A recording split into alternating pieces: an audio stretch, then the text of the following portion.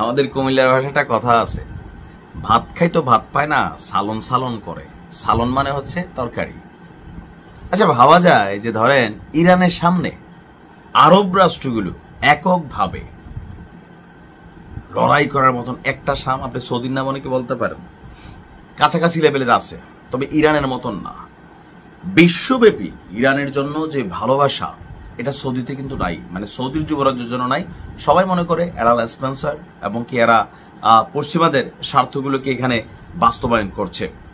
তো সেই রাষ্ট্রগুলোর মধ্যে যে দেশটা, এটা নাম হচ্ছে কাতার। কাতারে ঘটনা পড়ানোর পর ইরান কিন্তু বলছিল যে ভাই, এটা তোমাদের তো অন্য কোনো স্থাপনায় মারছি না, কোনো ভবনে না, কারে মারছি, এই মানুষগুলা গতকালকে আমার দেশে গিয়ে ঢুইকা এরকম ঘটনা ঘটাইছে, সেখানে অনেকগুলো মানুষ শাহাদাত বরণ করছে। সো তারা তো একটা উত্তর জবাব তাদের কঠোরভাবে দেওয়া উচিত। তো আমরা তোমার দেশে থাকা বা পাশে থাকা অথবা সামহাও যেখানে থাকা, সেখান থেকে আমরা আপনার কি বলা হয় যে ইরান তার অভিযান চালিয়ে যাবে। এখন এই ঘটনার পর কাতারের যে পররাষ্ট্রমন্ত্রী আছে ইয়া হাবিবি, হ্যাঁ, কি বলে মনে হয় সে নিজেও জানে না। আমার কাছে আশ্চর্য লাগছে তার বক্তব্যটা। দেখেন, কাতারে অবস্থিত যুক্তরাষ্ট্রের আল উদেইদ ঘাঁটিতে যখন বিমান হামলার বা ক্ষেপণাস্ত্র হামলার ঘটনা রেশ কাটেনি, কথা বলতেছে তারা। তারপর হচ্ছে যে আপনার মানে কিভাবে ইরানের বিরুদ্ধে লড়াই করবে সেই ধরনের একটা প্রস্তুতির চেষ্টা করতেছে। কাতারের পররাষ্ট্র মন্ত্রণালয়ের মুখপাত্র মাজেদ আল আনসারি বলছে যে আল উদুদ ঘাঁটিতে আইআরজিসির হামলা কাতারের সার্বভৌমত্ব, তারপর হচ্ছে যে আকাশসীমা, তারপর হচ্ছে জাতিসংঘ, এই যে সনদগুলো আছে সেগুলার লক্ষণ, বুঝতে পারছেন? আর এতদিন যে ইরানের উপর মারতে আছে, গাজার উপর মারতে আছে, এগুলাতে এই লক্ষণটা এখন গাড়ি ঘোড়া আইন কানুন এগুলা নিয়ে কিন্তু আসে না। কাতার এই পর্যন্ত ফিলিস্তিন ইস্যুতে কোন রকম, বিশ্বাস করেন আমার কথা, অনেকে তো বিশ্বাস করতে পারেন, অনেকে করতে পারেন না, কোনো ধরনের উপকার কিন্তু ওইভাবে করে নাই। বরঞ্চ যে কয়েকটা খারাপ কাজ করছে, বীরদের যে একটা প্রধান এলিট ব্যুরো টিম ছিল, আপনাদের খেয়াল আছে তো, তাদেরকেও কাতার নিজেদের দেশ থেকে বের করে দিচ্ছে। কারণ ওই যে ইসলি আব্বা বলছে যে যাও এখন তুমি এটা করো। তো যাই হোক, এরপরে কথা হচ্ছে যে বলছে কি যে আমরা কাতার রাষ্ট্রে আন্তর্জাতিক আইন অনুসারে এই স্পষ্ট আগ্রাসনের সরাসরি জবাব দেওয়ার অধিকার রাখি দিয়ালা।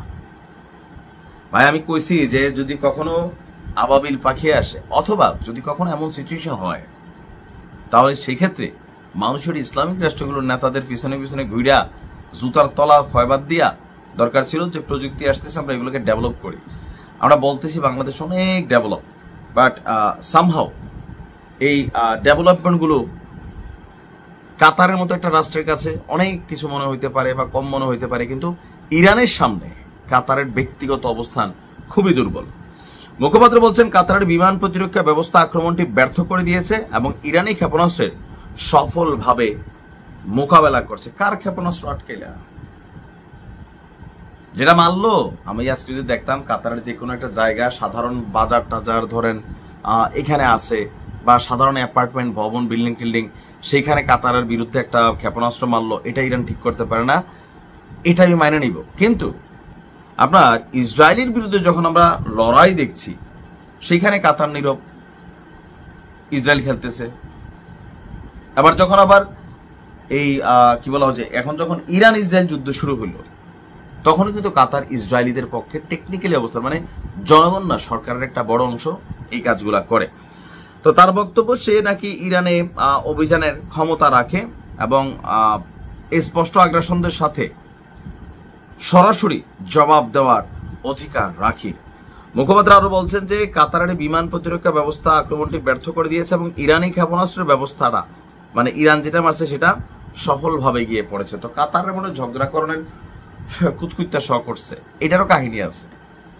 কাতারের মধ্যে একটা বিশাল অংশ আমেরিকা কিন্তু চালায়, তাও কোনটা? আর্মি অবস্থান, ট্রেনিং ট্রেনিং চলতেছে। হ্যাঁ, তো সেইখানে আপনি কাতারের কাছে আমার যেটা মনে হয় আর কি, যে ইরানের সামনে এসব বক্তব্য দিয়া ওই যে কাতারের জনগণকে মারছে, যেহেতু জনগণের মধ্যে একটা বিশ্বতা আছে, আমাদের সরকার কি করে এটা নিয়ে ধরেন আবার বিরোধী দলের যারা আছে তারা ধরবো, তাই না?